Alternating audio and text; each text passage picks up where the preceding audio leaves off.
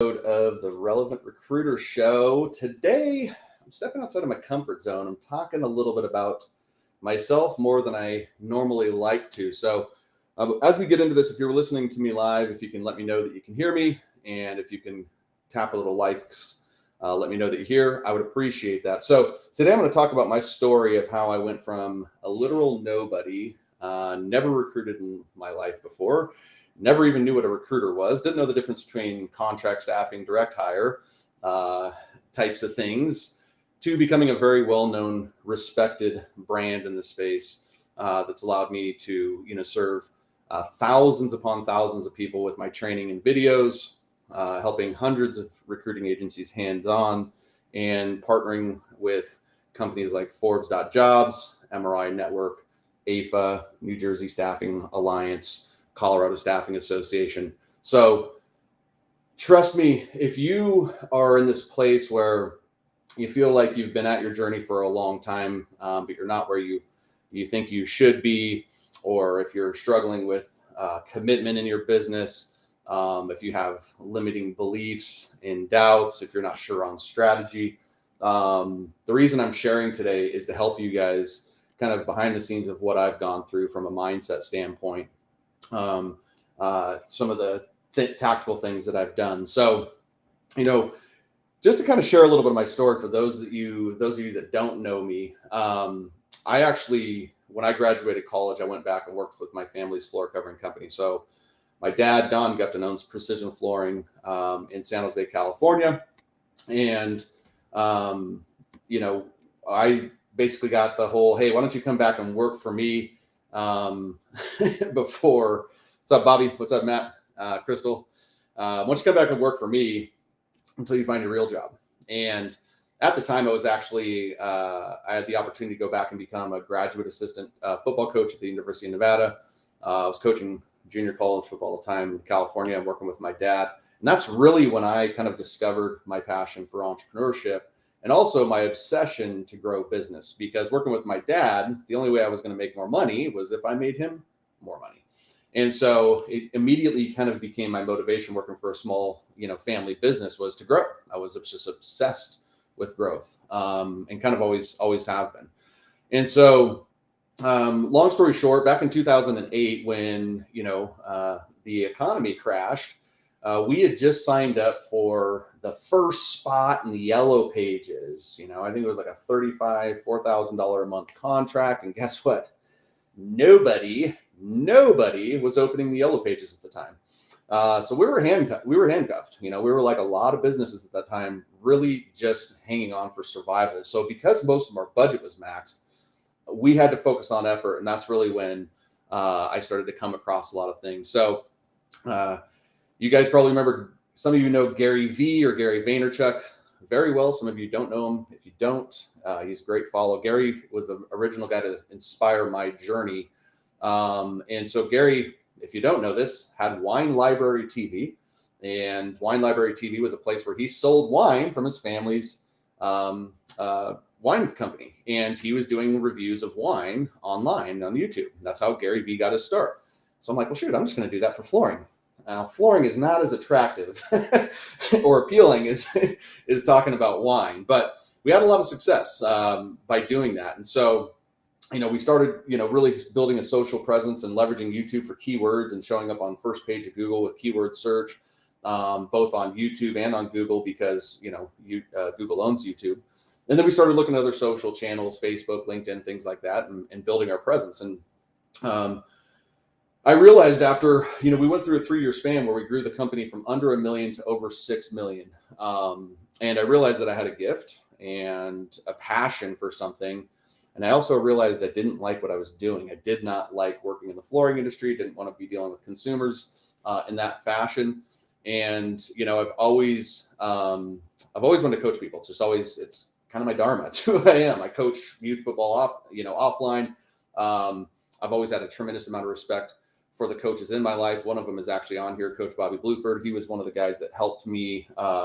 He was one of my personal coaches, my personal trainers. I was transitioning from high school to college, and huge part of my journey of success and helping me achieve my dream of playing Division I college football. So that's, individuals like Bobby and my friend Jason really inspired me to go out and coach and follow what I wanted and followed my dream. And I know this is a strength of mine. And what I mean by that is that, like, I know that not everybody's willing to kind of jump and take the leap.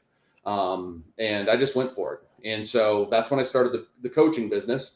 And when I first started the coaching business, I kind of started going after more home improvement type companies that really made more sense, right? I was kind of working the wheelhouse of where I already knew and I already had success.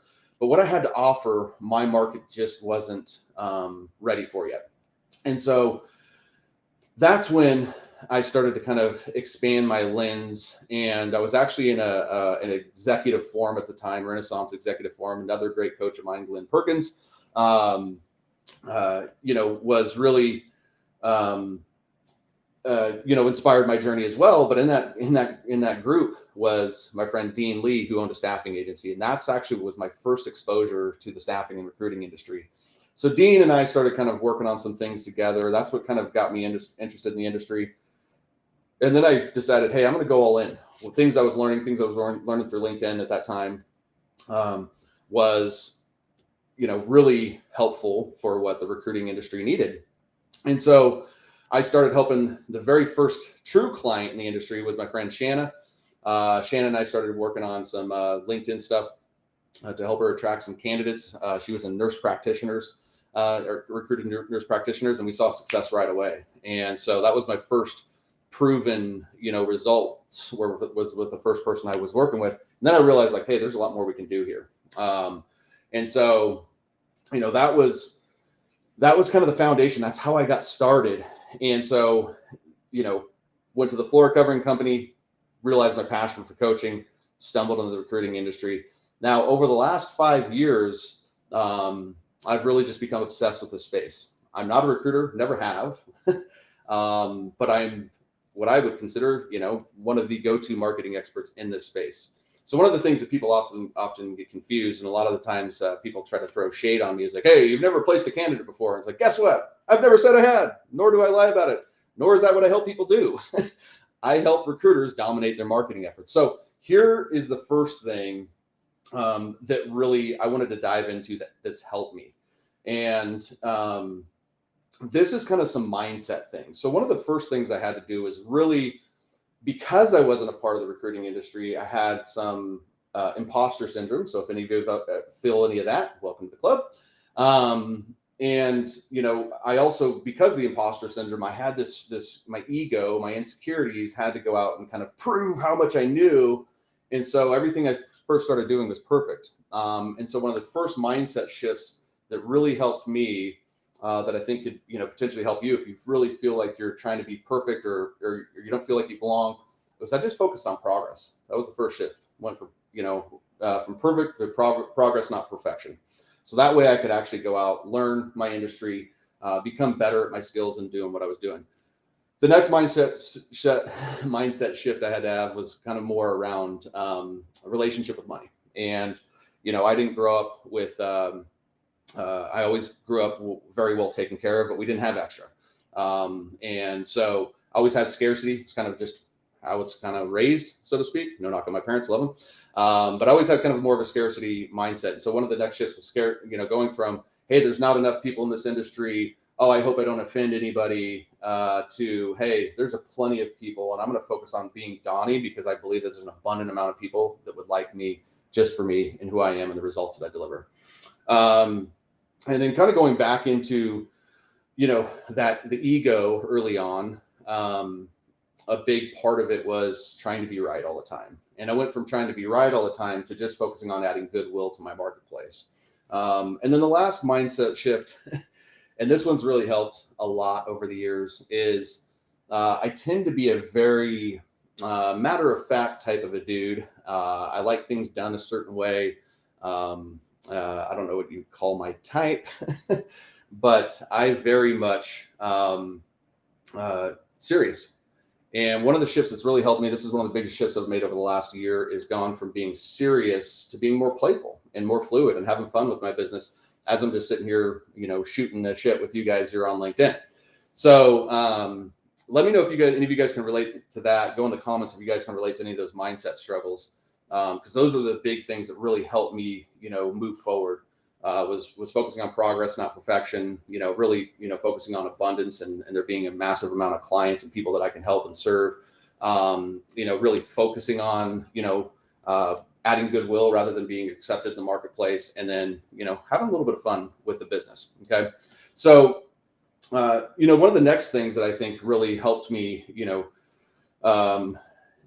with all of this stuff was, I don't know if some of you guys have this fear of, commitment of niching down. And I think that one of the things that's really helped me is my focus. And so what I mean by that is, I've always had, once I committed to the recruiting industry, this is what I was focused on. I have a very clear target market of independent recruiters and boutique agency owners. So that's my main focus is on that part of it. Right. Then the other thing, was that I'm focused on solving one problem. Right. And so there was parts and times in my journey where I was doing the business and then like, oh, here's a little side hustle. Here's a little, direct sales or network marketing. Hey, let's go and try this. And it was like, early on, I was just distracted, all these different things I was trying to put my hands in. And the more that I just came back and just focused on, here's your market, solve the one problem. Here's your market, solve the one problem. That focus has allowed me to go like a rocket ship here. Because it's just helped me stay true to my path. And so I know for some of you that I work with and for some of you that I speak with, there might be some, commitment around, focusing on a niche or wanting to spread myself, across multiple platforms or across multiple markets. But if you can really just dive in and really stay committed and focused to one market and solve a major problem for that market, I would venture to bet that you're going to make plenty of money and, more importantly, impact. So I think the next thing that I want to share that I think could be helpful for you guys is my commitment. I think commitment is huge. I think that commitment in general is kind of lacking in all areas of our society. But I can promise you, if you guys have ever felt like, this business is never going to work. I'm never going to reach my goals. My market, I'm in the wrong market. I'm in the wrong industry. Recruiters are cheap.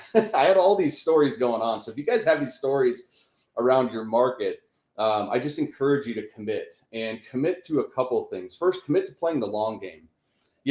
Like I said early on, if you were to ask me, when I started, hey, 5 years from now, you're going to be able to work with some of the biggest brands and names in the world, I would have laughed at you and told you, no way, I won't be able to achieve that in 5 years. If you'd asked me along the way if it was happening fast enough, I would of course told you no. So, really committed to the long game. Every year I see it stack over and over and over about the impact that I'm making in the marketplace, and then the results that I'm seeing for myself personally because of the impact I'm in the marketplace. And so if you've ever thought about quitting, stick and stay, commit. There's gold on the other side. And I'm really starting to see this, in my 5th year. And I don't know if you guys have ever heard that story about the guy who is digging for gold. Somebody told him there's gold on his land. He dug. And finally he said, forget it. There's no gold here. Sold his property. The next guy picked up the shovel, dug 5 more feet, and there was the gold. And so I can't encourage you guys enough to just stay committed to your career, to your business, to your journey. I think that'll greatly impact you. Okay. The other thing was the commitment to myself, commitment to bettering myself and honing into my craft. So, that's something that's very, very important to me, is that I'm always progressing and moving forward, and I stay committed to investing into myself in those ways. And then the other part of commitment too is really committed to doing what's best for my clients, committed to always improving my program. It's been through 2 iterations of the program formally. There's been other products that I've rolled out in between. My most recent product, if you guys haven't taken me up on it, is the LinkedIn Tune-Up. So I'm always committed to finding ways that I can serve my market. And then it goes back to why this is becoming easier, because my focus. I understand my industry, I understand your guys' pains, your frustrations and problems. I'm always trying to put solutions in place that I genuinely think can help move you forward. So if you've ever felt that before, hey, it's not there, I'm not going to make it. It's not going to happen in this industry. I can't encourage you enough to keep digging and stay committed to your place. Let me know if you guys can relate to any of that. That would be awesome. So if you feel maybe overwhelmed, right? If you feel like you want to move faster, one of the things that really helped me was to really leverage myself so I can stay in my zone of genius. And so one of the things I was able to do successfully right away, and it's what I actually teach people how to do, was leverage tools, technology, automation, AI, and things like that to make me more efficient. Okay. And so I always use automation, for example, to take care of tasks that keep me out of my zone of genius. And then this is how I'd recommend you guys use automation too, is like all kind of your entry level, low level type of tasks. We want to be trying to get that off of our plate so that we can stay focused. So I can be focused on my calls, serving my clients, so I can stay focused on having energy doing these type of live events, sales calls, whatever. It's really about finding ways to leverage yourself. So LinkedIn automation, email automated campaigns, paid advertisement is another way to leverage yourself. Some people are like, oh, I've never spent $1,000 a month on paid ads. Well, it's like, hey, if I can spend $1,000 a month on paid ads, I don't know what employee I could get for 12 grand a year that can drive traffic for me like that, right? So that's actually another mindset shift is understanding that paid advertisement is actually like having an employee, and so is automation sometimes. Don't take that the wrong way. Of course, the people are the most powerful ones. And so the other thing I've been able to do is help myself leverage is surround myself with virtual assistants. Again, everything I'm doing is leveraging myself so I can stay in my zone of genius where I play the best, and then I delegate the rest. So if you're feeling overwhelmed and you want to kind of sprint a little bit faster, especially if you're an independent, then consider automation, consider virtual assistants, because those are kind of some inexpensive ways for you to be able to get your name out there and grow faster. Now, one of the things when it comes to actually getting my name out there, one of the things that I attribute my success to is my ability to show up on multiple channels. So those that follow me closely know that here you are listening to me on either LinkedIn or YouTube live right now. I've got Facebook. I've got a Facebook group, the Relevant Recruiter Group. If you're not a part of that, go ahead and hop over there and join that. I've got my podcast, and then I've got, again, paid stuff. So I've got paid Facebook, I've got paid YouTube. This allows me to cast a wide net, right? So that my market can be really see me everywhere, right? I can be seen everywhere. And some people are heavy on LinkedIn. Some people are heavy on YouTube. Some people love Facebook groups. Some people hate them. Some people listen to podcasts. And so one of the things that I teach my clients, one of the things that I've always been able to do is leverage my content across multiple channels and leverage my content into, duplication and repeating. So we'll turn a video into a written post, vice versa. Take this video here. I'll have a completely different strategy that I use in my Facebook group for this. Now, here's the challenge, right, that I see a lot of people make is like, oh, okay, cool. I'm going to go start multi-channel. Don't actually start multi-channel until you've dominated one. And in 90% of our cases, the best channel for you to start dominating is LinkedIn, hence the LinkedIn tune-up. And so what you want to be thinking of is, where's the place that I can go capture my audience the most? Again, without going too far down a rabbit hole, LinkedIn is usually that place. All right. Well, don't move on from LinkedIn until you're getting consistent results from it. Once you're getting consistent results from LinkedIn, now bring in your next channel, right? What's the next channel for you? Well, figure out where your clients and candidates are hanging out. If you're not comfortable doing video, then don't go on video. Don't go to YouTube. But having a multi-channel presence is going to be the future of recruiting agencies that succeed, because being in one place just isn't enough anymore. There's so much noise that's going to be out there. And, if you're really looking to truly, capture your market and dominate your market, these are the types of things you can do. And if you're doing it right, you can do multi-channel where you're not having to live your day job across all these platforms. So what happens though, what I see, the mistake that happens when people start to go multi-channel, it's kind of that old jack of all trades, master of none. Jack of all jack of all social media channels, master of none. I'm everywhere, but I'm not getting results anywhere. And so, hey, in some situations, a lot of the independent recruiters I work with, hey, we just dominate LinkedIn. That's all they need to get that going. So the next thing is, if you ever feel alone, entrepreneurship is lonely. Let's be honest. I mean, it's lonely. There's a lot of ups. There's a lot of downs. A lot of downs. A lot of fighting, a lot of battling, and I think one of the things that's really helped me is kind of what I started off with was the people that I've surrounded myself with. So I've never been too big. I've always had a humble ego. I've always been wanting to learn. I always kind of show up in the room thinking I don't know anything.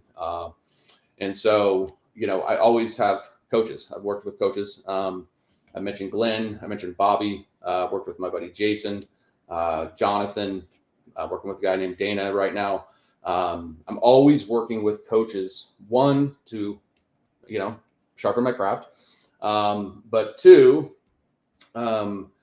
because that's how I get support. That's how I get community. That's how I get growth. That's how I don't feel alone. That's how I can tap on somebody else who's smarter than me or more educated than me in one specific space to help me grow my business. And I can't tell you how much money I've invested into myself. Well over 6 figures at this point. And, the results of that have been well over 7 figures. So that's I can't drive that home enough to find a coach, a mentor in your space, a community of people that you can rely on, people that are better than you, so that you can take the best of these people. And get a piece of that so that you can move forward. That is a big part of what I think has helped me is the people that I've surrounded myself with, and the people that I've surrounded myself with that have been on my team. Some of you that worked with me have noticed, Cassell, she's my virtual assistant. She's amazing. She does a kick-ass job. My sister Erica Carroll worked for me for a while, and now those of you that are working with me know I partner with Alexis. And so these people have been just instrumental in terms of really helping me and helping me take myself to the next level, which then takes my clients to the next level. The last thing is, and this is the thing that can't be, skipped. This is the most important part. And the most important part, guys, is that I deliver. I show up, I do my job, and I do it well. And I'm not saying that, I'll say that confidently because I know how I show up, but I also get that feedback from my clients. But my point with that is not to talk about me. My point is to share with you is like, if you want what you want from, your business, then you have to be able to deliver results. That's why we're all in business. If you can't, fill jobs, it doesn't matter what content you create, what stories you tell. If you can't do the job, you're never going to see the success that you want. So all of the stuff, that we've talked about has helped me deliver on a consistent basis, and deliver for my clients, deliver for myself, deliver for my family. It's something that, I take a lot of pride in, is the results that I've been able to help people deliver. Now, the great thing about being a coach is that I'm actually just a facilitator on somebody's journey. I get to help empower people to take themselves to a next level. I see things from people that they don't see in themselves. And it's inspiring. That's what I love. Why I love doing what I do is because people come into my program, and I think this is one of the biggest differences of my programs. It's not a cookie cutter program for you to show up and be Donnie. It's designed for you to go up and show for you to be the best version of yourself, and show up, differently in the marketplace. So that's it, guys. That's kind of my story. Those are the things. Those are kind of some of the lessons I learned, the things that have helped me along the way. Really focused on my mindset. And making sure that I'm always taking care of my mental health, staying focused, one market, one problem, committed to the long game, within my industry, committed to, sharpening my craft, looking at ways to leverage, myself has really helped. Obscurity is one of the things that we all face as small business owners, right? Not enough people know that we're out there. So leveraging yourself is really crucial. And, showing up on multiple channels, really going all in on my online presence in order to attract my ideal clients and candidates. or not candidates, but my ideal clients. God, I'm like right on script almost. And then, it's the people, I know that's always the cliche, right? It's people in your organization, but it truly is. I mean, I would not be here where I'm at, in really any stage of life without the teachers that I've had, growing up, without the coaches that have been able, be there along the way, from just my traditional, sports coaches to personal coaches to business coaches to life coaches. It helps me get going. And like I said, commitment to delivering results. So appreciate you guys listening to my story here today. I'll be honest, tomorrow I turn the big 4-0, and I really didn't want to do this today. Had a lot of resistance about doing this. I had a lot of resistance about telling my story and my journey, because I didn't want it to feel like it was making it about me.